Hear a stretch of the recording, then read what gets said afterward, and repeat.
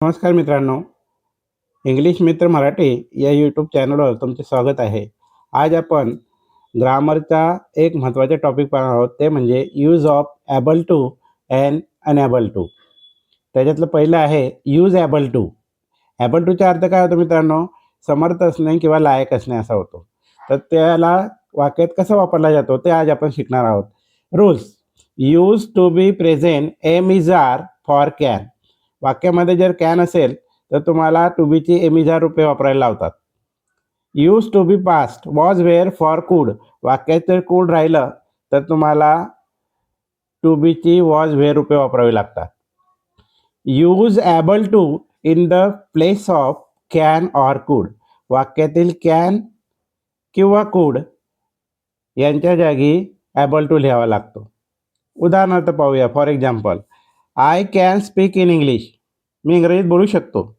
Answer: याच्यात able to कसा वापरलेला आहे? I am able to speak in English. म्हणजे मी इंग्रजी बोलायला समर्थ आहे, लायक आहे, असा त्याचा अर्थ होतो. काय केलं मित्रांनो? करता जसं लिहायचा. कॅन आहे म्हणून टू बीचे एम इज आर पैकी एक लावायचं, आयला एम लागतो म्हणून लावला, आणि नंतर हा कॅन काढून एबल टू लिहायचा. बाकीचे वाक्य जसं तसं. Second, Puja could pass in HSC. Answer: Puja करता जसं लिहायचा. पूजा कुड पास इन HSC मध्ये कुड हा भूतकाळी रूप आहे म्हणून टू बीचे भूतकाळी रूप वॉज वेअर पैकी वापरावं लागेल.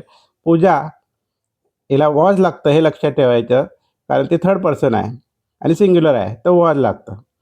मग नंतर कुड काढून एबल टू लिहायचे आहे आणि पुढचे वाक्य जसं तसं लिहायचे आहे. असा एबल टूचा वापर तुम्ही वाक्यामध्ये करू शकता. आलं का लक्षात मित्रांनो?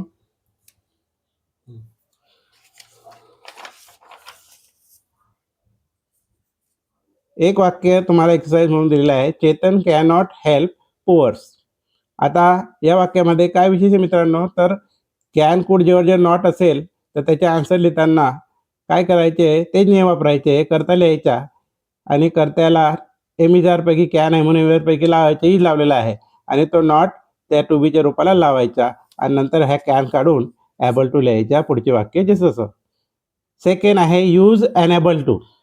एबल टूच्या ऑपोजिट अनएबल टू असतं. अनएबल टूचा अर्थ काय होतो मित्रांनो? असमर्थ असणे किंवा अलायक असणे. Rules: use to be present am is are. To बीची एम इज आर ही रूपे वापरावी लागतात. Use to be past was wear.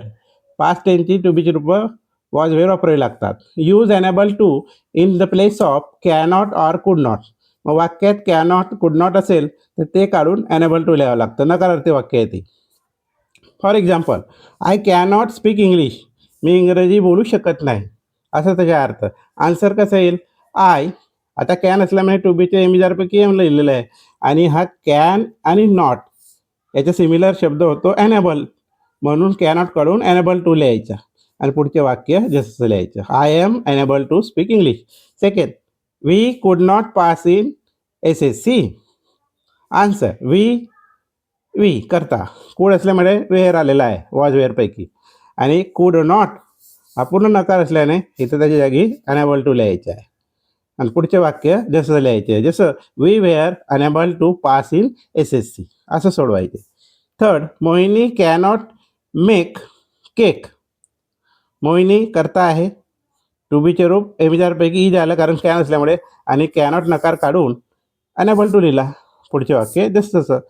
Mohini is unable to make cake. अशा पद्धतीनं तुम्हाला ॲबल टू आणि अनएबल टू वाक्य सोडवायची आहेत, वाक्यांमध्ये ते वापरायचे आहेत.